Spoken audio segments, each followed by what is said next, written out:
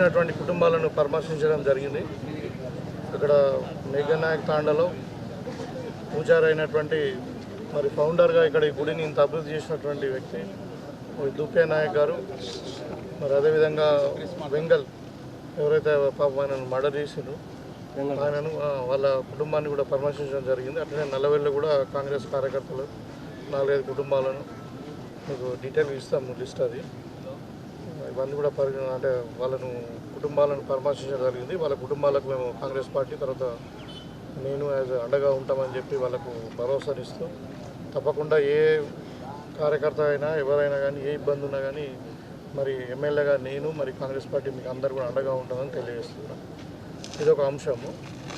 ముఖ్యంగా మీతో ఇవాళ పత్రికలలో చూస్తూ ఉన్నాం, కేంద్ర మంత్రి కిషన్ రెడ్డి గారు మరీ ఇక మతి స్థిమితం లేకుండా పిచ్చెక్కినట్టు ఏమంటున్నారంటే కాంగ్రెస్ వాళ్ళు మాట మారిండ్రు, ప్రజలను రైతులను మోసం చేసిండ్రు, ఊళ్ళలో పోయి రచ్చబండ పెట్టండి, రైతులను రెచ్చగొట్టండి, కాంగ్రెస్ వాళ్ళని నిలదీయండి. ఇలా పేపర్లో చూస్తాం.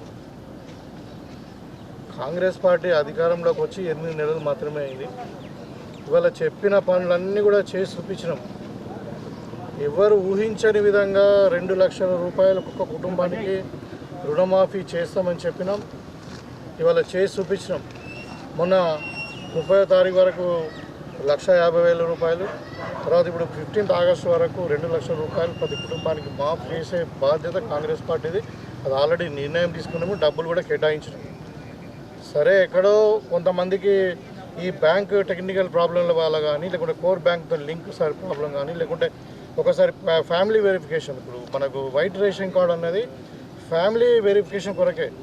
కానీ రుణమాఫీ కావడానికి ముఖ్యంగా వాళ్ళకి కావాల్సింది ఫస్ట్ భూమి ఉండాలి, రెండోది వాళ్ళకి పాస్బుక్ ఉండాలి, మూడోది వాళ్ళకి లోన్ ఉండాలి. అంతేగాని ఇంకా వేరే క్రైటీరియా ఏం లేదు. సో ఈ పాస్బుక్ ఉన్న ప్రతి రైతుకు రుణమాఫీ జరుగుతుంది. అయితే ఈ వైట్ రేషన్ కార్డు ఎందుకు అడుగుతున్నారంటే ఒక కుటుంబానికి 2 లక్షల చొప్పున కాబట్టి ఆ కుటుంబం ఏ కుటుంబానికి సంబంధించిన వాళ్ళు ఎంతమంది ఉన్నారు, లోన్ ఎంత ఉంది, కుటుంబాన్ని ఐడెంటిఫై చేయడానికే. దానికి కూడా మేము అగ్రికల్చర్ ఎక్స్టెన్షన్ ఆఫీసర్కు అప్పచెప్పినాం. వాళ్ళు ఎంఆర్ఓలను హెల్ప్తో కానీ లేకుంటే లోకల్ విలేజ్ సెక్రటరీతో కలిసి వాళ్ళ కుటుంబానికి సంబంధించిన వివరాలు వాళ్ళంతా అంటే ఏమంటారు ఫ్యామిలీ సర్టిఫికేట్ ఇస్తే అది కూడా బ్యాంక్ వాళ్ళు అప్లోడ్ చేస్తారు. వాళ్ళకు కూడా రుణమాఫీ జరుగుతుంది.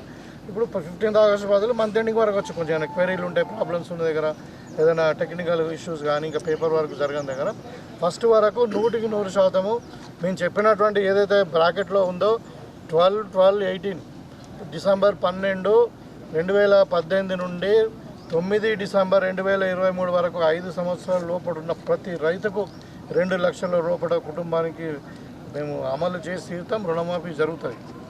అయితే ఇంత చక్కటి కార్యక్రమము మరి తెలంగాణ మొత్తం యావత్తు అప్పుల పాలైనటువంటి సందర్భంలో కూడా మరి రైతులను ఆదుకోవాలా, రైతులను రాజులను చేయాలా, వ్యవసాయం దండ కాదు పండగ చేయాలనే ఉద్దేశంతో మరి అప్పో సప్పో తెచ్చి ఏం చేసినా కానీ రైతులకు ఇబ్బంది కావద్దని చెప్పి టైంకు మేము చెప్పిన టైంకు మొత్తం ఇక్కడ ఒకవైపు రుణమాఫీ చేస్తూ ఉంటే ఇవాళ మేము జాబ్ క్యాలెండర్ అనౌన్స్ చేసినాం సంవత్సరం పొడుగా.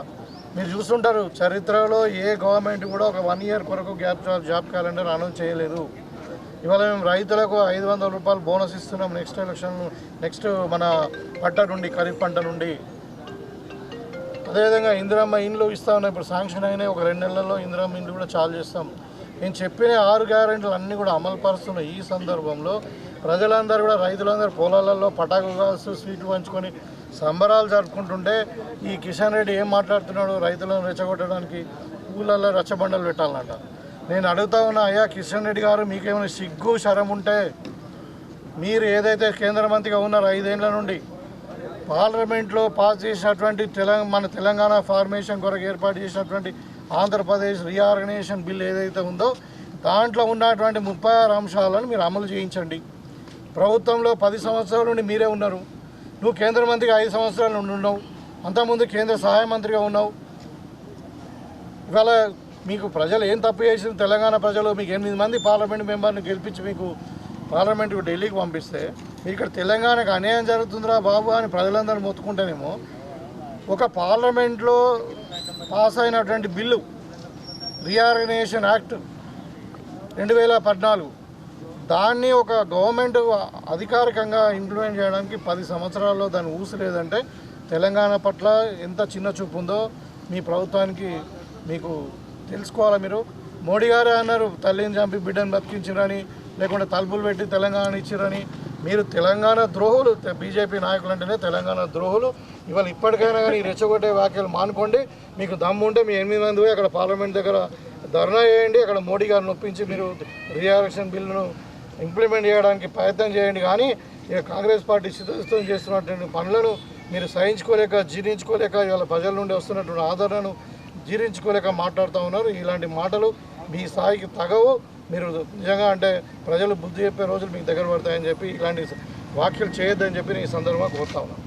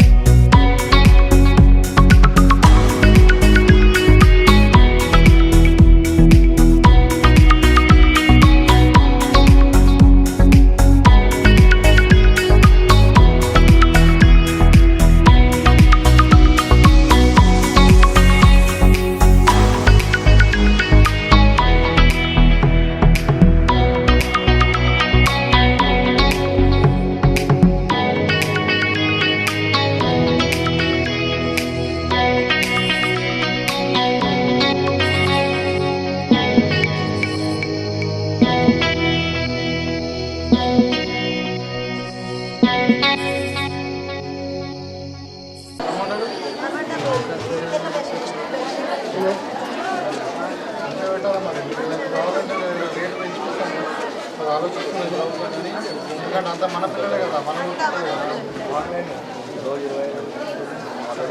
మరి మళ్ళీ కొంచెం మొదలు పెడతాం కదా మళ్ళీ మొదలు పెడతారా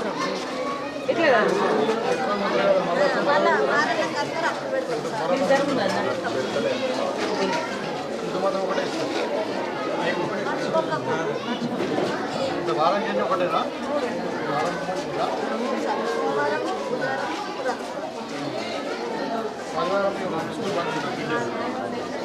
మళ్ళా 3 వారంలో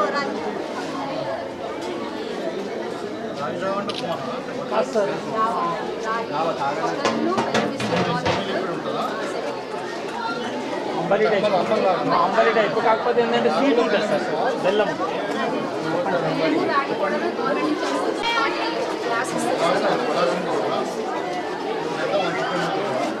సార్ పిల్లలు తాగడానికి ఇష్టపడితే ఇంకా ఇవి చేసి వాళ్ళు అంబలి అంటే